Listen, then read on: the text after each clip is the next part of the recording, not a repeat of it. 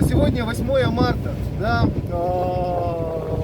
это очень большой такой знаменательный день. Мы сегодня поздравляем всех наших прекрасных женщин. Да. Прежде всего, конечно, я поздравляю свою супругу Ирину, своих троих дочерей, да, Кристину, Маргариту и Злату. Вот. Ну, естественно, поздравляю всех женщин нашей большой красивой страны, да, всех стран. Дорогие мои, любимые, да, будьте всегда такими же прекрасными. Вдохновляйте нас на подвиг. Вот, с праздником вас!